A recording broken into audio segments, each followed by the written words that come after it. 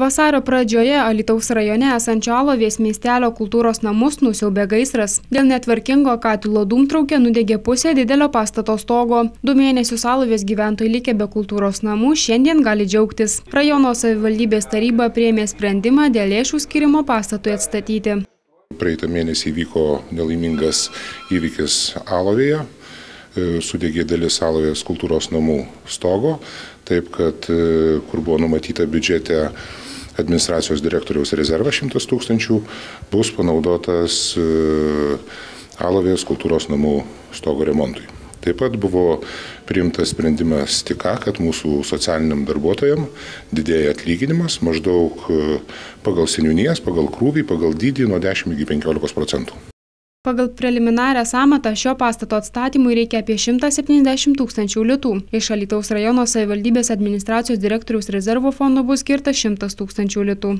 Diskusijų praktiškai ir jos buvo, bet ir negali būti, nes turim vieną pastatą Alovėj, kuris naudojamas kultūriniams tikslams ir jeigu mes jo būtum neremontavę, taip kad kultūrinė veikla Alovėj būtų nebelikę kurios vykdyti, nebūtų likę kultūrinio židinio.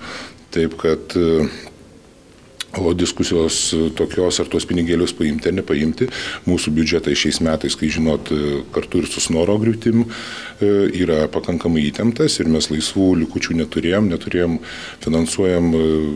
finansuojant visas rytis, taip kad šis direktoriaus rezervas 100 000 buvo laisvas ir mes nusprendėm, taryba pasisakė, priėmė sprendimą šiandien naudoti būtent to stogo remontai.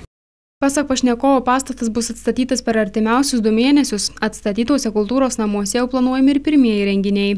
Dabar įvyks konkursas, jeigu viskas gerai, pagal visus terminus, manau, kad 2 mėnesių laikotarpį jau renginiai vyks. Kaip kartą šiandien buvo atvykus Alovės kultūrų laisvalaikio salės vadovė, darbuotoja, organizuoja šventę, kai kartais dėliojam, taip kad dėliojam maždaug, kad jau jį suremontuotus, jau vyktų graži mūsų tradicinė šventė Alovėj, kuri vyksta, graži mūsų šeiminėlė, kad jau vyktų kultūros namuose, kurie bus suremontuoti. Per Alytaus rajono savivaldybės administracijos direktorius 2 kadencijas tai pirmasis kartas, kuomet visos rezervo fondo lėšos skiriamos tokiems darbams.